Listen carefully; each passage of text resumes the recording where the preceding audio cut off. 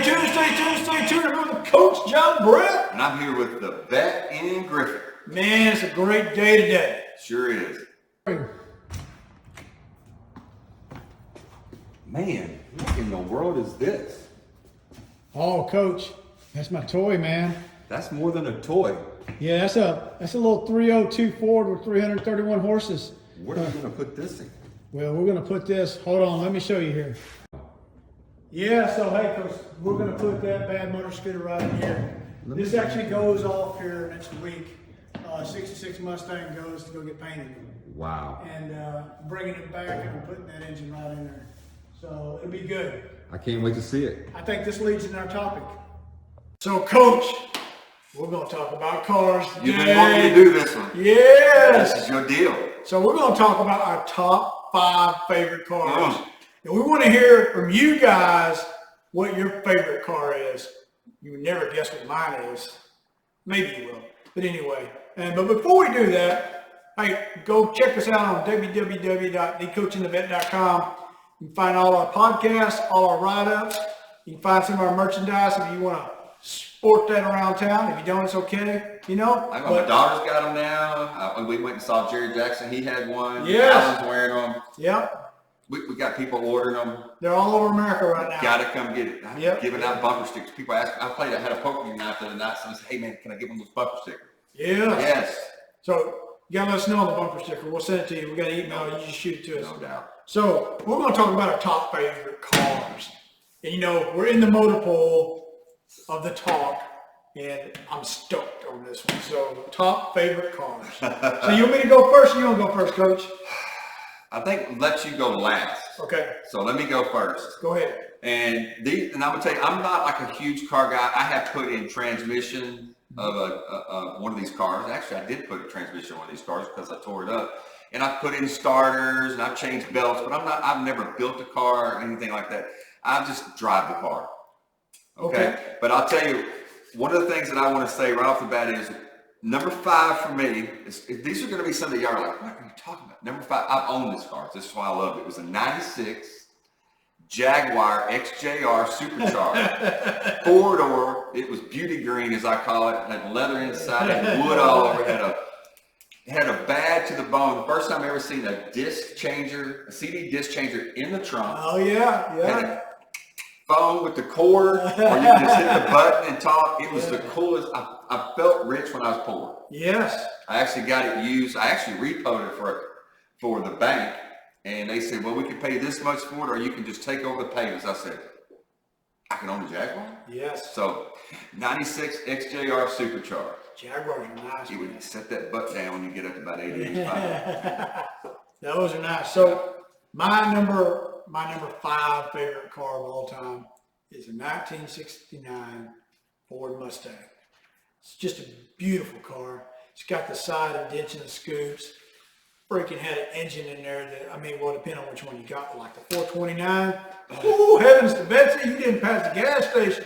And that is a sweet ride right there. If I had the pennies and somebody said, hey, you got 69 down here, yeah, I'm probably going to get my pennies up on that. So that's just my number 5. All right. Well, my number 4 will be, my dad had this car, and he had it in high school, a 1957 Chevy. Oh, God, yes. He had it, and I never got to drive. I've never ridden in one. I always saw the big fin on the back, and when we'd see it, he would always tell me about when he had one, and and all this. But there's one thing, when you see that fin on the back of it, it's kind of like that's the car of that era. And the tail light moved open so you could put the fuel in. That thing's just bad. Yes. The tail light? Yeah, it comes out like that. And the fuel light. It's awesome. Bad. So number 4 for me is a 1933 Ford. And really, the 33 Ford and the little buckets back then they used to make, like be on American Graffiti, were cool. 33 Ford, the ZZ Top Eliminator car. Man, it don't get much more priceless than that. And you can make it candy apple red. You can make it a deep blue, midnight blue. That's just a gorgeous car right there. And I got a friend right now down the road that's building a kit car, 33 Ford, and I'm just so jealous of him right now. So All right, number 3 for me. Every time my wife says there's a birthday, there's an anniversary, there's Christmas coming up, I always say, hey, are you finally going to give me that Corvette? She says absolutely not. But 1991 ZR1 Corvette. And the reason for that might be totally different from anything, or it might even be close to the top 10 baddest Corvettes of all, but I got to actually get in one brand new and use it for a whole weekend. My boss at the time, he was going out of town, and I just mentioned to him, I said, man, I would love to borrow a car like that. He said, I'll tell you what, you pay me $100, and you bring it back to me with a full tank of gas, I'll let you borrow it for the weekend. And I literally was terrified how fast the car was. Oh, yeah. And so I remember getting on 635 and flooring it. And when I went to put that thing into third gear, my head snapped back, and I looked down, and I was like, right at 100 miles an hour, I had to go, whoa, this is way too fast of a car for me. But yeah, 91 ZR1. That's a good car. Badass. You really like the ones now. I can't even imagine. Come on, Linda. You need to do some more back roads or something. I don't know. You told me about the back road. I can't get on the back road. So my number 3 is a 1957, no, not Chevy, Jaguar KXSS. And this one is my number 2 when the cars were weighty then. These just set the trend of everything, and they were just gorgeous cars. And you buy one today, it costs like $18 million or something, I'm not sure. But they're just beautiful cars, and when you saw them on the racetrack, you know, we even made a cartoon, Speed Racer, after like the Jaguars and things like that back then. Just to Google that sucker, because it's a beautiful ride, and I would love to have one, but Ian Griffin ain't got those type of pennies, I can tell you that right now. Wow. Well, when I think of muscle car, everybody has their fastest car. Who's the fastest? This Plymouth, this Pontiac, whatever, Mustang. I think of the ultimate muscle car for me is a 1969 Camaro SS. Oh. When I see that car, when I hear that car, and especially now when I see one that's been maintained, I mean, you can go buy all these, new cars now, but that to me is the ultimate sports car. I mean, that right there is muscle. You hear it, you feel it. That's a nice ride. That's a nice ride. So my number 2 is a 1950s, and I have to put just the 50s, is the Maserati AGC, the C5, /53. They had to put all these damn numbers in there. But all those numbers, all that means is it's a pretty freaking cool car. I'm just telling you. I'll tell you, back then, that car there, it was shown with somebody who was Hollywood, sportsy, and with ladies dripping off the freaking car. I'm just saying it like that, because it was bad. It's a gorgeous car. Between that, the Jaguar and the Maserati, it was a head turner for sure. You just got to go out and look at them, because go Google them, because the curves on that is pretty bad. So that's great. All right, so my number 1 is going to totally be away from what anybody else would probably pick. But when I first got into thinking about cars in high school, a friend moved from Dallas down here, and he had a 280 ZX. Oh. And I thought, wow, that's a cool looking car. And then when I first moved to Dallas and had an opportunity to purchase one, I bought a 1983 Nissan 280ZX. And it was the 2-seater, not the fastback, or not the fastback, the what do they call it, 2+2? Yeah. It was a 2-seater. It was 5-speed. It had the things on the back window, like the shades, in black. The louvers. Yes, and I loved 2 things I loved about the car. Number 1, the way the hood would come up. Yeah. And number, it was a straight 6. Yes, it was. And to work on those straight 6s, there was so much room. So easy. But I'm telling you, I used to love the speed of that car, the way it looked. And then that same friend ended up getting the first, I want to say it was a 50th anniversary 300. Oh, man. And so it had this very similar body style, but it went to that 50th anniversary. And so there was about a 10-year period that I just thought, man, this is the coolest car, the straight 6. With those 280Zs, my gosh, we didn't realize what we had, but those were freaking collector's items from hell, man. I know. I mean, we just didn't realize what we had or what was available out there. Cool car, it was back then it was Datsun and it was Nissan, and but it was, hey, they stepped their foot in the automotive world in the sports car. I won't call it muscle car, but they stepped in the sports car arena and said, "Hey, we're here," and they were. That's a cool car right there. My son, the lieutenant's son, he loves them. And when I lived in Tennessee, I'd go hunting. I had to drive an hour away. And along the way, there was a guy that had 3 of them out in his yard. Yeah, and it was never in the same ballpark as the Porsche 911, but it was kind of that same. It wasn't like a muscle car like that you're talking about. Yep. But it was kind of like a poor man's Porsche 911. It had that same sleek look, the same length, not the same size car, but I don't know. It's just something about that car that the way that I fit in it, being a bigger person and plenty of room. The way that it looked, the way that it sounded, and like I said, working on that straight six. If you had to put a starter in, if you had to put something, you had all the room you needed. Yep. So what do you think my number 1 is, Coach? Well, it's probably not the one that's in the shop right now. Well, yeah, it is. It is. So my number 1 is 1965 Shelby Cobra 427. Wow.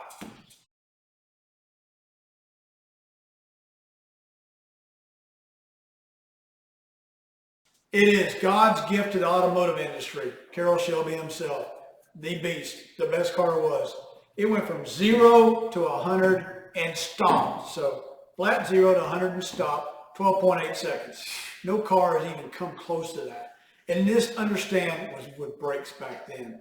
And it was raw horsepower. It was so fast. I mean, it only took like 4 seconds to get to 100 miles an hour.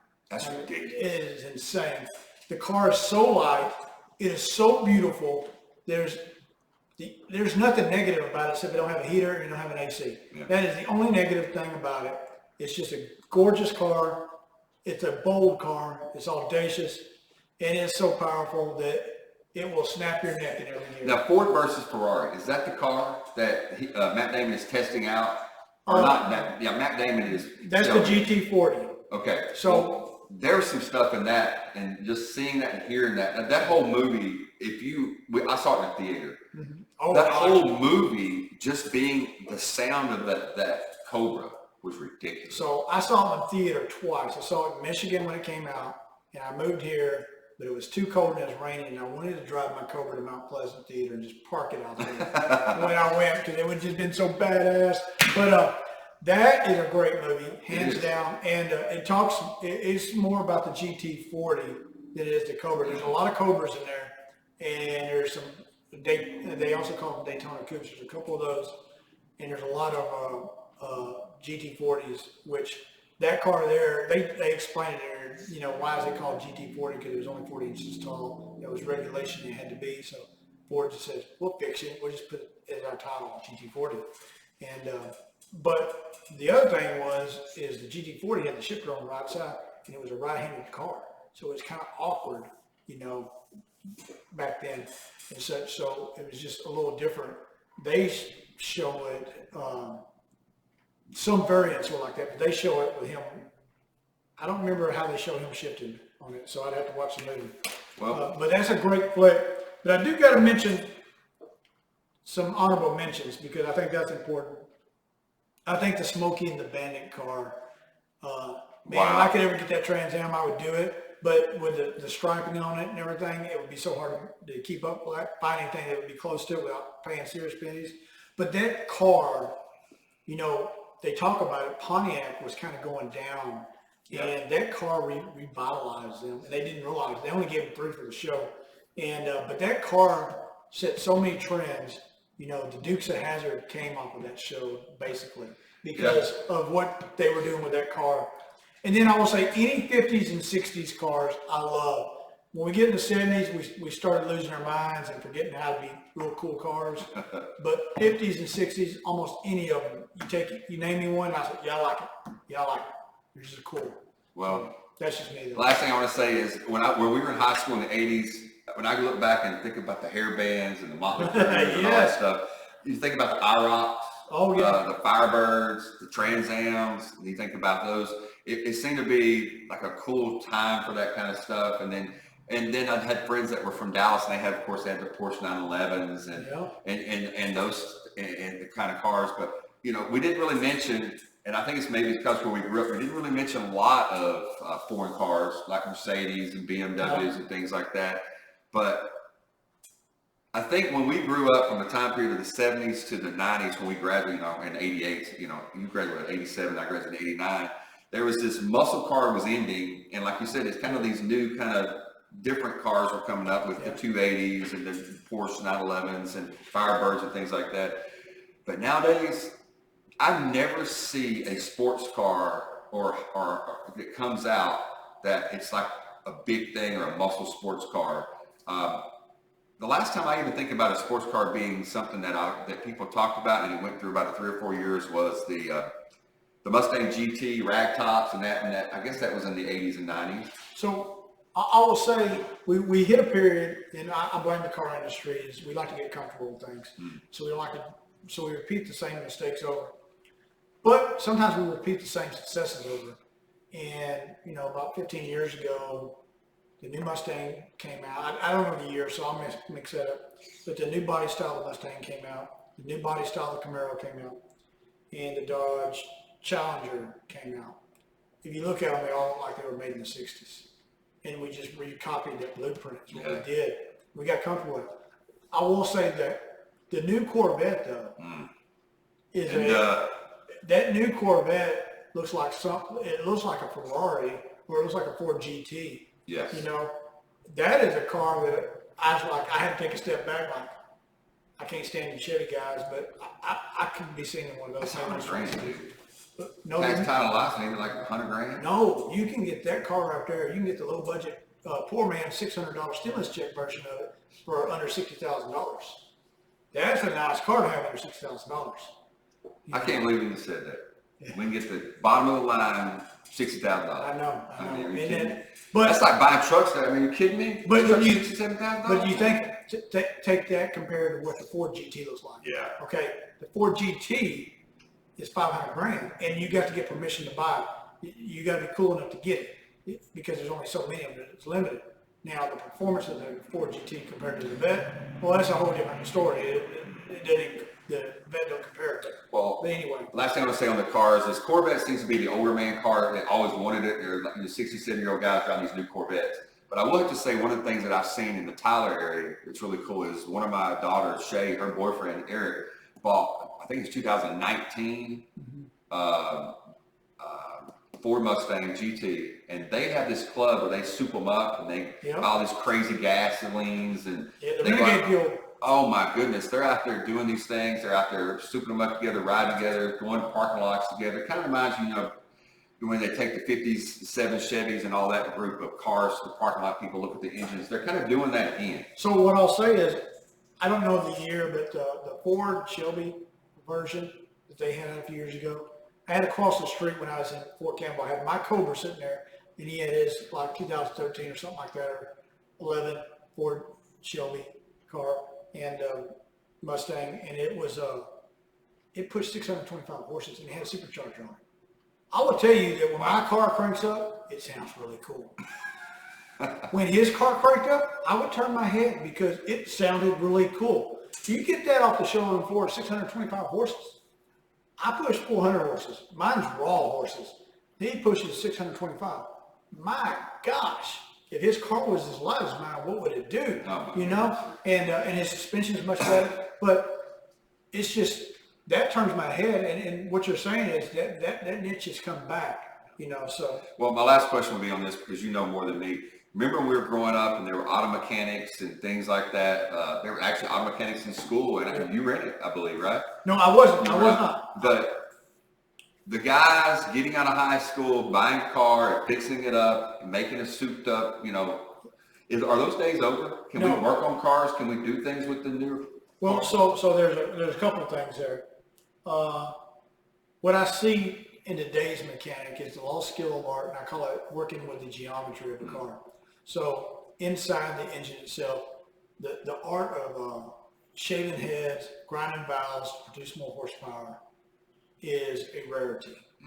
Now we just flip a chip and we change some things like that, computer-wise. Okay. What would happen if you shave the head, grind the valves, then change the chip? Ooh, what a revelation.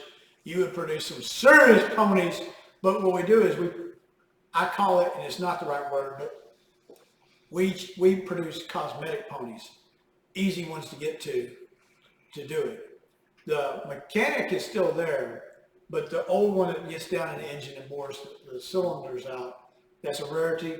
The one now, though, has to make sure that they're up to date on everything to keep their ability to be in the network. If you need certain tools, we started in the 80s when we did computer controlled carburetors, is we'd have special tools, and that kind of pushed the shade tree mechanic out the door, and make sure only dealership mechanics predominantly work on it because they could order the special tools. You kind of have the same concepts going on, just different ways in there. So your old guy that don't have teeth that pulls engines all the time, he's kind of fading out. And the other thing I will say, Coach, not to take long on it, but that was part of the Obama administration, the cash for clunkers. That was what the end state was to push people to buy all new cars, to get rid of the old car, so we didn't have so much the hot rodders, and we didn't have so much of that wasted inventory was in their minds, but more to have a more modern inventory, and everybody would have over, let's just say, 2,000 cars, and we only have that supply chain instead of all these supply chains for 66 Mustangs. Well, I know we're getting close on time, but I don't want to bring up a sore spot, but you and I went to see your car, which is being fixed in Dallas from a wreck that happened. And one of the things that I saw in the body shop industry still looks like it did 20, 30 years ago. It does. I mean, they're still doing they're in there sanding, they're doing bondo, they're doing all the stuff fixing. But then when you go to a dealership now, everything seems to be computerized and people are doing more computer stuff. So there's been a shift, like you said, to the computer and all that stuff. But the body shop stuff, I guess the fixing cars, I mean, you tear one up, you got to put it back together the same way. So. Yeah, there's a lot of things that are still there, and there's a lot of things because we want to do convenience. We go to computer stuff that has pushed some people away. I think the body industry will always be there, and so. Kids, that's a good job to get. Yes. To be honest with you, if you can get that and get you almost spot, you make a lot of money. And I'll say really all forms of mechanics. Sure. You'll make some money as long as you go in and don't try to know it more than everybody else, and just try to know as much as you can. I think being in trades these days, especially in the 21st century, is the thing to do. I agree. Well, I think this is a good segment, Coach. I really do. And man, I want to hear what your top 5 cars are. List them below, because I know mine are weird, because like car guys are like car guys. They're like, we know about these. We want to hear about it. I want to hear what your top 5 cars are. Throw us a picture of it on there, or throw us a picture of your cool ride. We want to see that for sure. Coming soon. I hadn't even told him, but maybe start thinking top 5 guitars. Ooh. It's got to be soon. I got to dig deep on that one. Oh, I got them. Yes, yes. All right, from the coach. To the vet. Stay tuned, stay tuned, stay tuned.